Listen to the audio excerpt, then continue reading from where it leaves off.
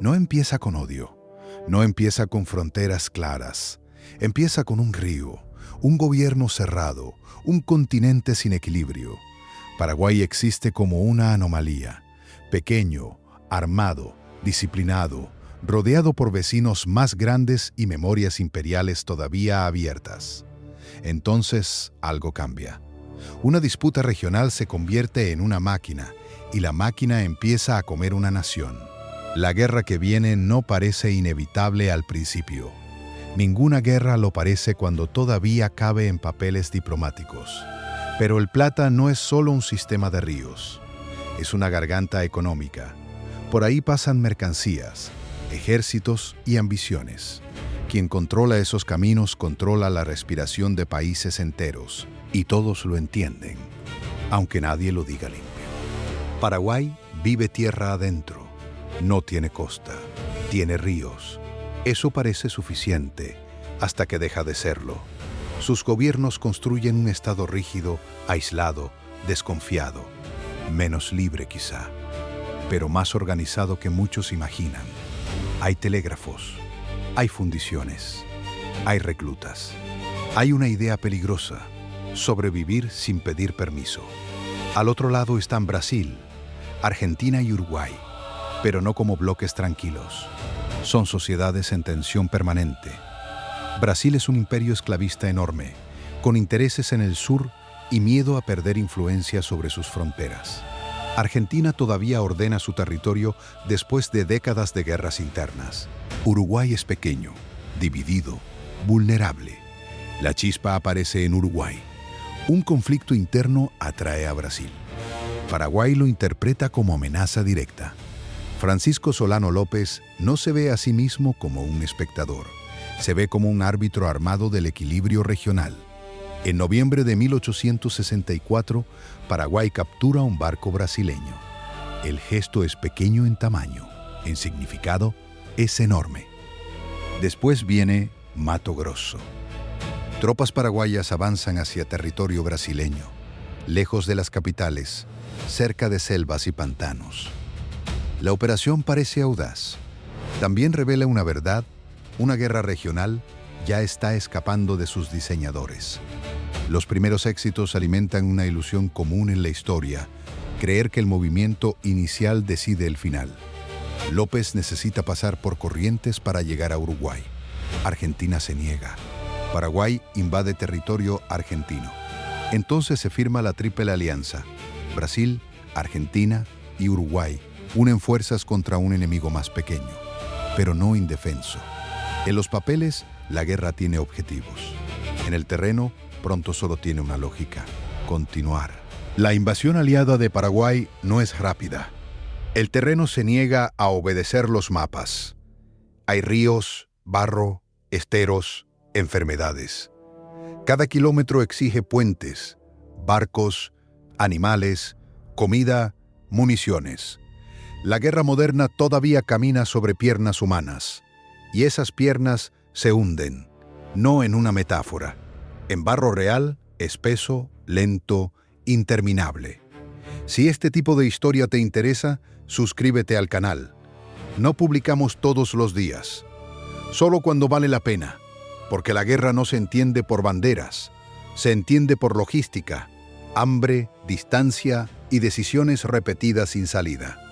Paraguay resiste porque está preparado, pero también porque el costo de rendirse se vuelve políticamente impensable. Humaitá se convierte en símbolo y obstáculo, una fortaleza sobre el río. Cañones mirando el agua, cadenas, zanjas, pantanos. Los aliados necesitan romperla para entrar de verdad. Paraguay necesita sostenerla para seguir existiendo como estado combatiente. Durante meses, el río parece detenido, pero ningún río se detiene, solo espera suficiente presión. La guerra se vuelve una escuela de desgaste. No enseña gloria, enseña números: cuántos hombres, cuántas balas, cuántos días.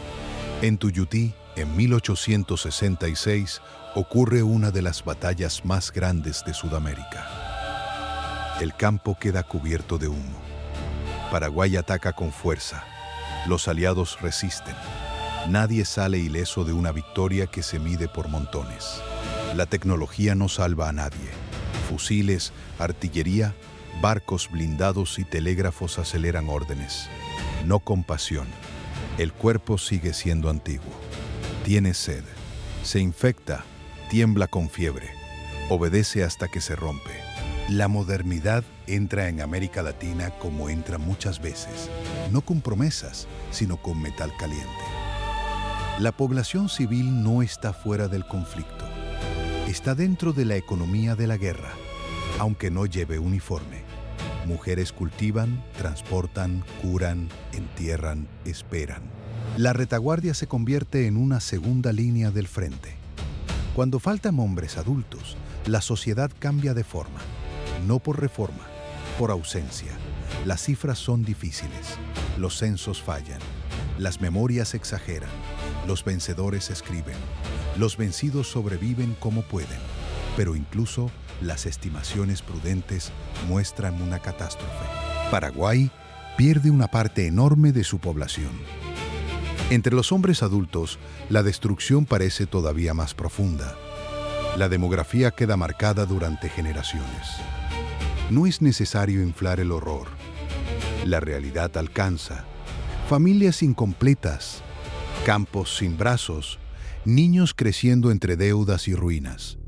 La guerra no solo mata personas, cambia matrimonios, herencias, tierras, apellidos, edades, silencios. Una nación puede seguir en el mapa y aún así haber sido amputada por dentro. Asunción cae. La capital deja de ser centro de mando y se convierte en territorio ocupado. Los archivos, los depósitos, las casas y los símbolos pasan a manos de otros. El Estado se vacía materialmente. Pero López no se rinde. La guerra se desplaza hacia el interior, hacia montañas, bosques y agotamiento. Ahí aparece la fase más oscura. Ya no hay estrategia clara. Hay persecución, retirada, obediencia y miedo. El poder de López se estrecha al mismo tiempo que su país se estrecha. Sospecha de todos.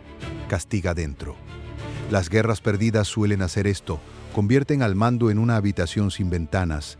Cerro Corá llega en 1870. No como clímax heroico, como agotamiento final de una cadena demasiado larga. López muere allí. La guerra termina, pero el final no se parece a una solución. Se parece a un corte. Paraguay queda ocupado, endeudado, reducido, sobrevive. Pero sobrevivir no significa quedar entero. Los vencedores tampoco salen limpios. Brasil gasta fortunas, moviliza esclavos y soldados, y fortalece un ejército con memoria política propia. Argentina consolida poder sobre territorios y fronteras, pero paga con vidas y tensiones internas. Uruguay participa como aliado menor, atrapado entre vecinos gigantes y su propia fragilidad política. La Triple Alianza gana. Esa frase parece simple, pero ganar una guerra así significa administrar ruinas ajenas y heridas propias.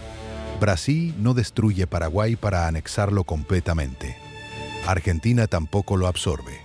La existencia del país continúa por equilibrio, no por piedad. El mapa conserva un nombre. La sociedad que sostiene ese nombre tiene que reconstruirse casi desde cero. La tierra cambia de manos. Después de la guerra, deudas y ventas abren paso a grandes propiedades y capital extranjero. Lo que antes era comunidad, frontera o monte estatal, se convierte en parcela negociable. El país herido entra al mercado. La derrota no termina cuando callan los cañones. Continúa cuando alguien firma sobre una mesa. También cambia la memoria. Para unos, López es tirano. Para otros, mártir. Para muchos, ambas cosas no bastan. La historia se pelea porque las pérdidas son demasiado grandes para caber en una sola explicación. Una nación devastada necesita sentido. Si no lo encuentra, lo fabrica con nombres, fechas y monumentos. Pero el mecanismo es más frío que cualquier mito. Estados inseguros toman decisiones extremas bajo presión real o imaginada. Vecinos poderosos responden con fuerza superior. La diplomacia se vuelve ultimátum. El ultimátum se vuelve marcha. Y una vez movilizados miles de cuerpos, detenerlos exige más valor político que enviarlos. La guerra del Paraguay no es solo una guerra paraguaya, es una guerra del sistema regional entero. Expone un continente que todavía está definiendo soberanía, comercio, frontera y autoridad después de la independencia. Las nuevas repúblicas y el viejo imperio comparten una misma obsesión: que el vecino no controle la salida al mundo. Por eso, el río importa tanto. No es paisaje, es ruta, aduana, amenaza, alimento y escape. En territorios sin carreteras densas, el agua decide velocidad, decide comercio, decide si un ejército llega o muere antes. La geografía no explica todo, pero siempre cobra su parte. En esta guerra, cobra con intereses. La reconstrucción no borra el vacío. Las escuelas vuelven, los cultivos vuelven, las instituciones vuelven lentamente. Pero una pirámide de edades rota no se corrige por decreto. Faltan padres, maestros, artesanos, soldados, esposos. El país aprende a vivir con una ausencia que no aparece en los tratados. La guerra deja otra marca: la sospecha hacia el exterior y hacia las élites que negocian con él. Cada proyecto nacional posterior conversa, aunque no quiera, con esa catástrofe original: independencia, ejército, tierra, deuda, honor. Todo queda contaminado por una pregunta silenciosa: ¿cuánto puede perder un país antes de dejar de ser el mismo? Las guerras suelen contarse con líderes, pero el peso real cae en personas sin estatua.